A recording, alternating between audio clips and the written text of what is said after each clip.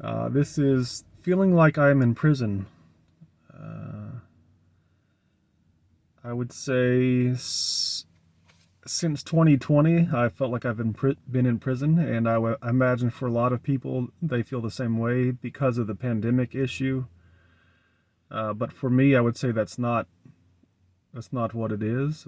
That I would say that because the thing is, I moved back to Salisbury at the beginning of the pandemic from Atlanta, where I did not feel like I was in prison. Uh, I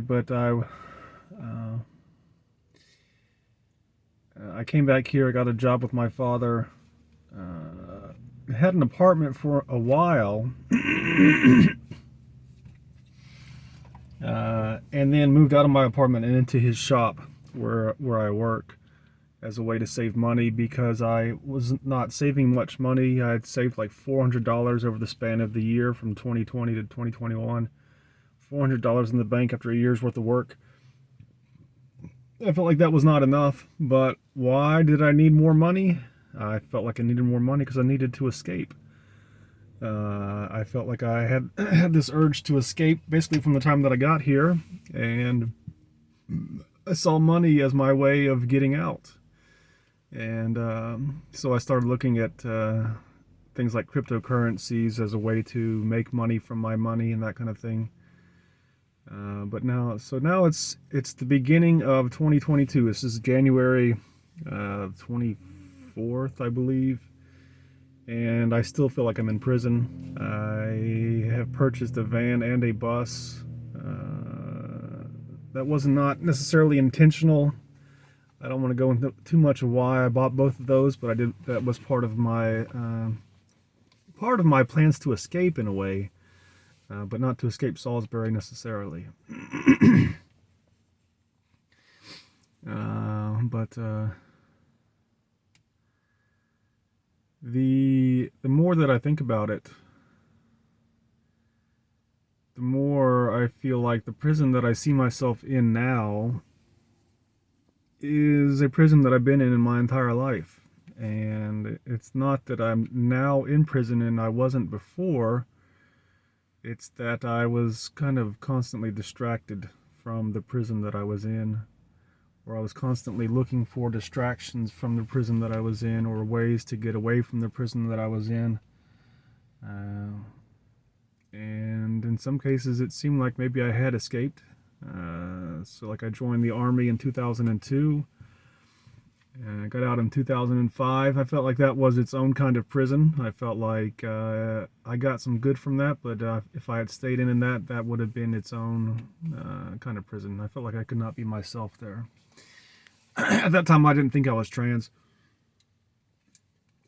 I just knew I was different.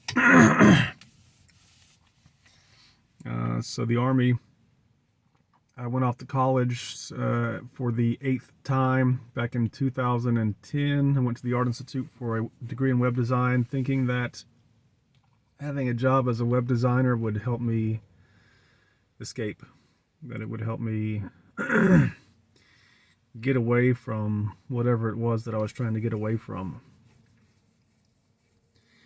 And I did not finish. That was because of how I scheduled my schooling. The GI Bill, I was there on the GI Bill, and because I went to summer school, I could not finish without paying out of my own pocket, because the GI Bill is not made for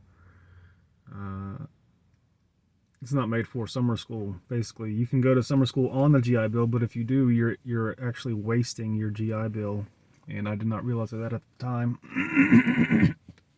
So 2 semesters of summer school, I ended up being a semester short of graduating, and $10,000 a semester I didn't want to pay out of pocket, so I did not finish. And despite that, I've never really tried to get a job in web design or graphic design. I have applied for things like that, but there's just this feeling that that really is not going to solve my problem, that that is not going to get me away from what it is that I'm trying to get away from. And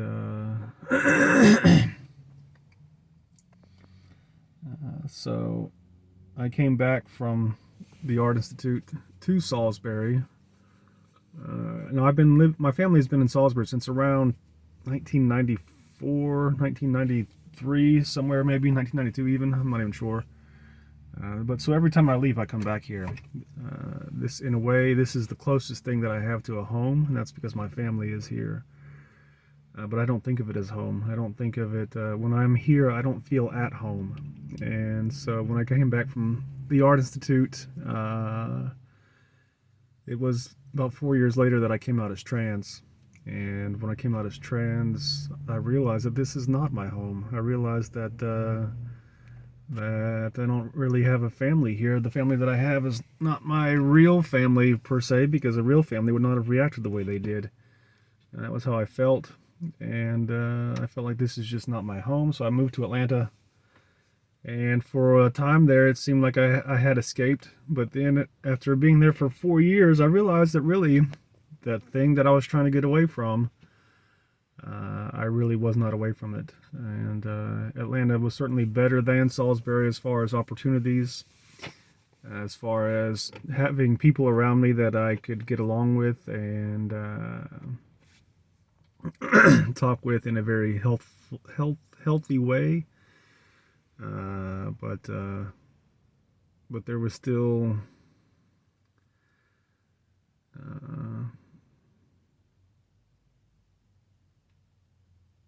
it still didn't solve my problem. I'll put it that way. So I was there. I have no marketable skills. I don't have a degree despite 8 trips to college. I've never had a job that was like a high-paying job, and I mean like 6 figures job. So in Atlanta, that's basically what you need. Unless you have a roommate or a group of friends that you can stay with and share expenses with, you can't live in Atlanta on a working as a housekeeper at the VA hospital, which is what I was doing at one point. So I came back to Salisbury from Atlanta. That was my 4th time coming back, if you count my first trip to college in 1994. And so when I got back, what made the feeling of being in prison probably the worst that it's ever been was the kind of the realization that there was nowhere else for me to go, that I had no other, that it was like the Army didn't solve my problem, college didn't solve my problem, Atlanta didn't solve my problem. So it's like, really, I have nowhere to go. There's no clear escape from this prison that I find myself in. And that just makes it feel all the more like prison, because prison is, a place that you cannot leave. When you want to leave, it's a place, I think of prison as a place that I don't want to be in, that I can't leave. That's what prison is to me. And home is a place where I don't need to leave. Home is a place where I can sit and feel like I could sit here for the rest of eternity. That is what home is to me. So Salisbury is not that for me, but is it Salisbury really the issue here? I can't say that it is, because when I think about why it is that I need to leave, it really is not so much the environment as kind of how I feel about myself being in this environment. And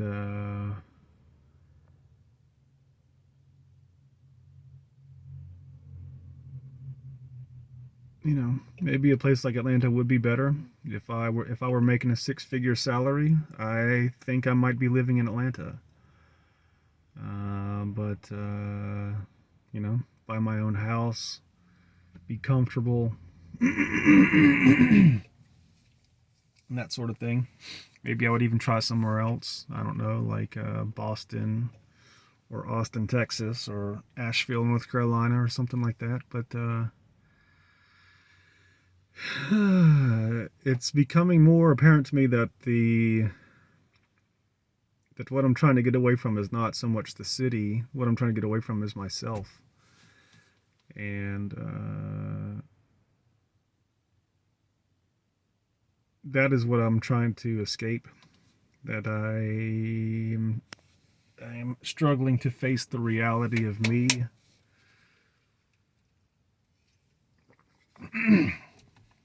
And maybe being in a place like Salisbury makes it harder because of the pressures that I have here. Like I said, I'm only here for my family, and my family is, as a source of pressure, is pushing me away from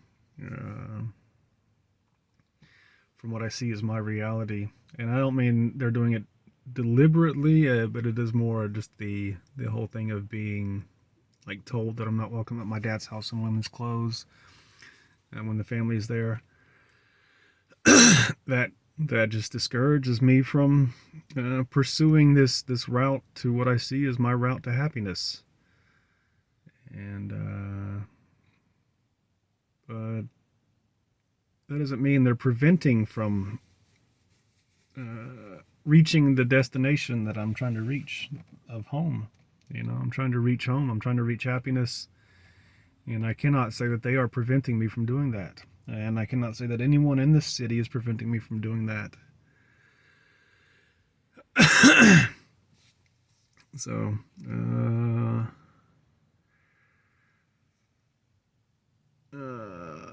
but yeah, so I don't, the only thing that I see to do at the moment as a solution is to just continue with the hormones and continue spending time with myself, going on dates with myself like I did kind of in the video that I made previous to this one, going on a date with myself. And I wouldn't say that I so much got to know myself on that date. It was more just me talking about things that I already knew, asking myself questions that I would ask on a date. I actually liked that video. That was the most fun I've ever had making a video. But that's the only thing I know to do. My friend has suggested I find a boyfriend, or a man with a stash is the phrase that he uses. He keeps saying you need to find a man with a stash. Because I've never had a boyfriend, or man friend, I guess. I don't really like the idea of boyfriend. I may go into that in another video as to why, like, when I was in high school, I never found the guys there attractive. But